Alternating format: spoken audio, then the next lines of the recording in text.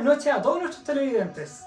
Hoy estaremos con dos de nuestros principales exponentes de la economía chilena, Fabián y Gabriel. Por favor, pasen adelante. Gabriel, un Buenas gusto. noches, Agustín. Hola, Agustín, buenas noches, ¿qué tal? Bien. ¿De qué vamos a conversar hoy día, Agustín? Cuénteme. Hoy hablaremos sobre el monopolio. Pero antes, hablaremos sobre... en las facultades se nos enseña que la economía es la ciencia de la asignación de recursos humanos. Mediante fórmulas matemáticas de maximización, se nos presenta al ser humano como una variable predecible dentro de un modelo de equilibrio. Sin embargo, cuando el mundo real no se comporta adecuadamente, se diagnostica un fallo del mercado. Gabriel, comienzo contigo. Antes de hablar de fallos, hablaremos de la ciencia. ¿Cuál es la propuesta fundamental de la escuela austríaca y por qué dicen que la teoría estándar no entiende al ser humano? Bueno, muchas gracias, Agustín. Bueno, la escuela austríaca, para nosotros y basándonos en la obra del Magna de Ludwig von Mises, la economía no se trata sobre cosas o curvas de oferta, sino que se trata de personas, ¿ok? Su fundamento se basa en la acción humana. ¿Qué significa esto? Que el hombre no es un autómata que reacciona a estímulos dados, sino que el hombre actúa para seguir fines. Significa intentar pasar de un estado de menor satisfacción a uno de mayor satisfacción. La teoría neoclásica ignora esto. Ellos modelan el Homo economicus, que es un ser omnisciente, estático y que ya conoce todas las opciones. Pero en la vida real, el ser humano opera en un entorno de incertidumbre, irradicable y en tiempo real.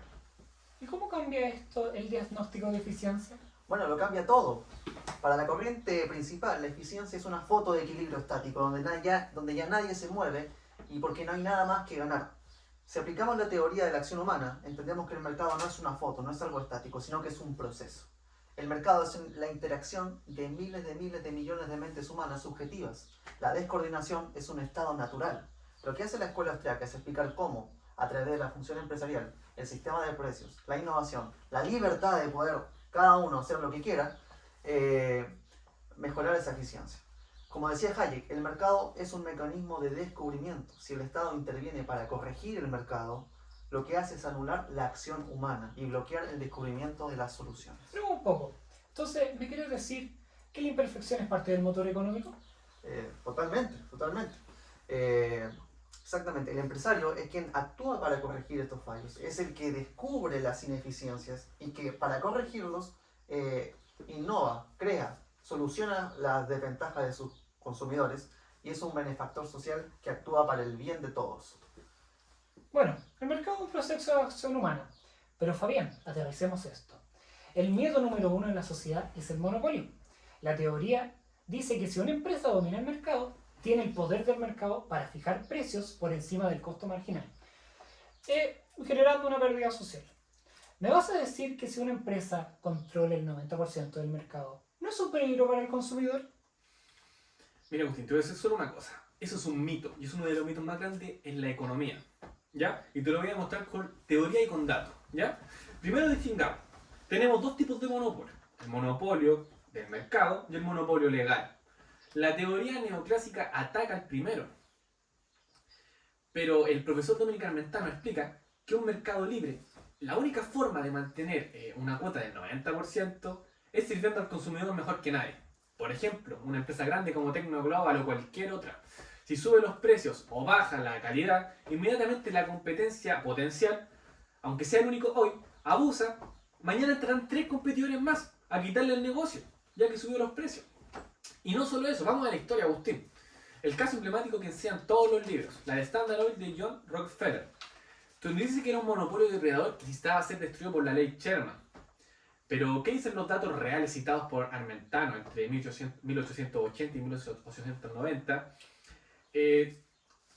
Que Rockefeller consolidó su monopolio del 90% del mercado en los precios del queroseno refinado. Pero los precios, ¿sabes qué? Adivina, no subieron, bajaron, y de manera drástica. Entonces, ¿qué fue él? Él fue un benefactor social, como dijo mi compañero. ¿Y quiénes presionaron para dividirla? No fueron los consumidores. Fueron sus competidores ineficientes que no podían igualar sus precios bajos y quisieron, llamaron a papá Estado. ¿Para qué? Para protegerse. El verdadero enemigo es el monopolio legal. Es el único dañino. ¿Y ocurre cuándo? cuando el Estado le otorga una patente, por ejemplo, una licencia exclusiva o una concesión que prohíbe por ley la entrada de la competencia.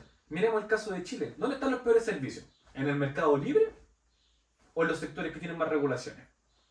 Entonces, el fallo no es que haya una sola empresa, el fallo es que el Estado te ponga una barrera legal que impida que tú y yo o cualquier persona pueda competir. Y Rothbard es clarísimo, el monopolio es un privilegio otorgado ¿por qué? Por el Estado. Bueno, es un punto histórico contundente, pero Fabián, pensemos en infraestructura.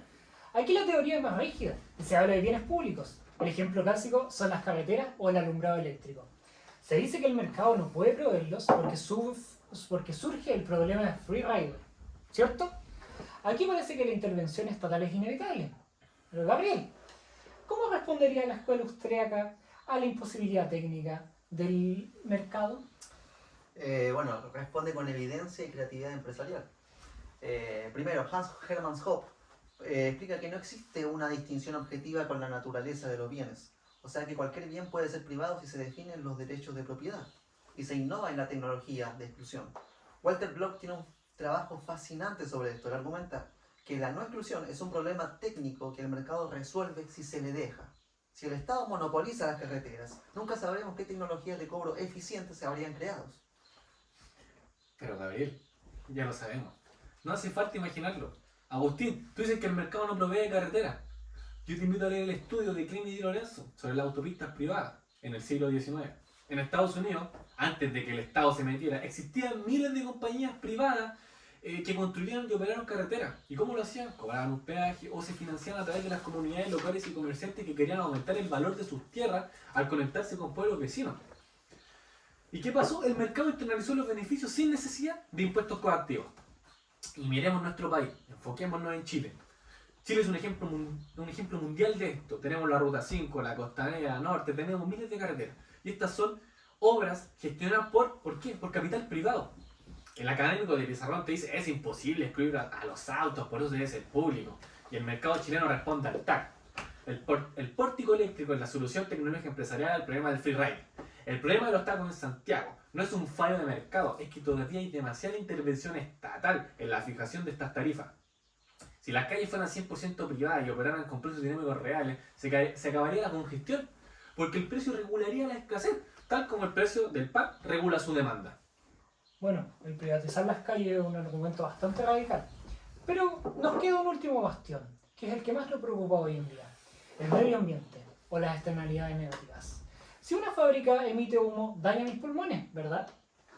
Bueno, el mercado no le cobra a las fábricas por ese daño. Peugeot propuso un impuesto internalizar ese costo. ¿No es lógico que el Estado ponga un impuesto de carbono? Gabriel, ¿qué alternativas reales tienen? Bueno, la alternativa real, Agustín, es la justicia, no la recaudación.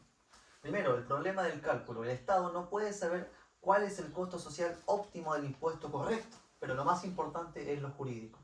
Para los austriacos, la contaminación no es un fallo de mercado, sino que un fallo en los derechos de propiedad. Si hay humo en tu aire, si hay invasión física a tu propiedad, si alguien afecta a tu propiedad, la solución no es que la fábrica pague un impuesto al gobierno y siga contaminando. La solución es que la fábrica te indemnice a ti o cese la agresión. Y hay que decir la verdad histórica.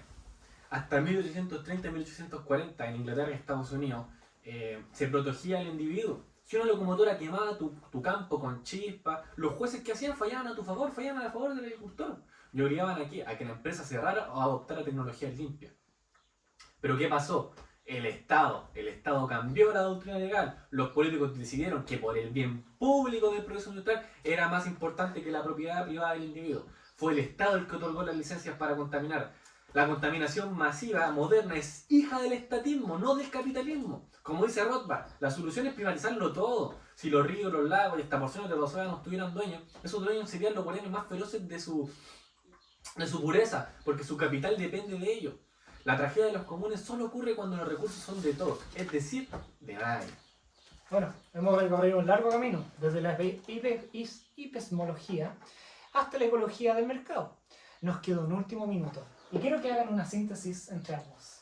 Bueno, mi conclusión es que debemos abandonar la arrogancia de creer que podemos modelar la sociedad como si fuera una máquina.